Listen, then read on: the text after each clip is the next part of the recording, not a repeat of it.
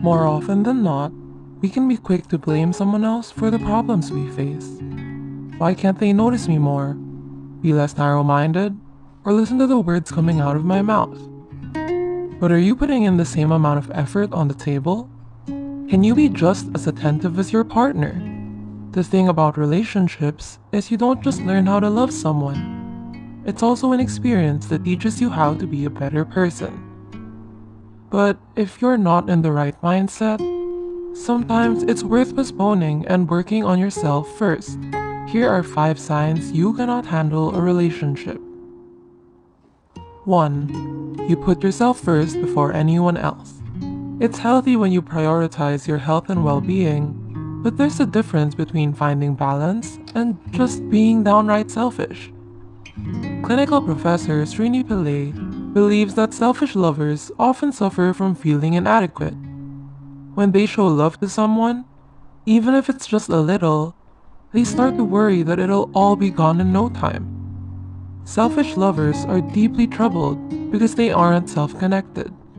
If you take more than you give to your partner, Pillai says it's important to confront your own pain and recognize the areas you need to develop in. He also states that it's helpful to focus your energy on hobbies that make you feel more self-connected, like running, journaling, or meditating. 2. You're prideful and you think you're always right. It's important for both partners to feel heard and understood in a relationship, but factors such as pride can get in the way of that. At the end of the day, is it really worth being right if you're going to lose someone you love? Another reason why some people are commonly reluctant to apologize is because they fear the other person won't take responsibility for their part in the conflict. But when you sincerely apologize first, it lets your partner know that you're not proud of what you did, and will take better measures next time instead of repeating the same mistakes. It's important not to emphasize on who was right or wrong, but rather focus on what the two of you can do to prevent any mishaps from occurring in the future. 3. You always depend on your partner to make you happy. Do you get anxious when you're away from your partner? Or generally feel lost without them? This might be a sign of codependency. Ask yourself if you really love your partner, or are you just emotionally dependent on them? Love is about appreciation, not possession.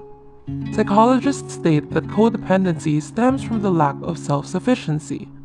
Since codependency is often rooted from your unmet childhood needs, treatment often involves going to therapy where you can get in touch with the feelings you've buried for so long. As cliche as it sounds, talking things out will ultimately help you get better. Once you confront those deep-rooted insecurities, it also allows you a chance to express them to your partner. That way, the two of you can create a plan that helps your relationship move forward. 4. You expect people to read your mind. Communication is an essential part of making relationships work. If you're passive-aggressive and choose not to tell your partner what's upsetting you in fear of creating conflict or to test if they care about you, is it really fair to be mad at the other person when they don't even have a clue? To strengthen your communication skills, avoid attaching blame when you make your I statements.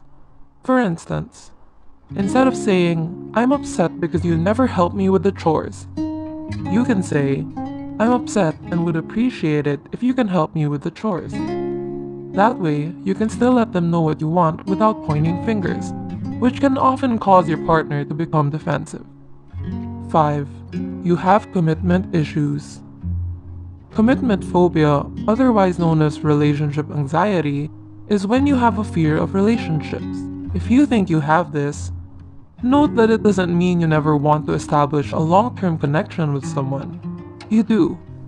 But your anxieties are getting in the way. Many past events could have caused this, such as witnessing your parents getting a divorce, or having an unhealthy romantic relationship. As a result, you might hesitate being vulnerable, scared that the other person will either leave or disappoint you. If this is an ongoing issue, it's best to visit a therapist and get insight on how to manage this phobia while learning techniques that help you practice vulnerability.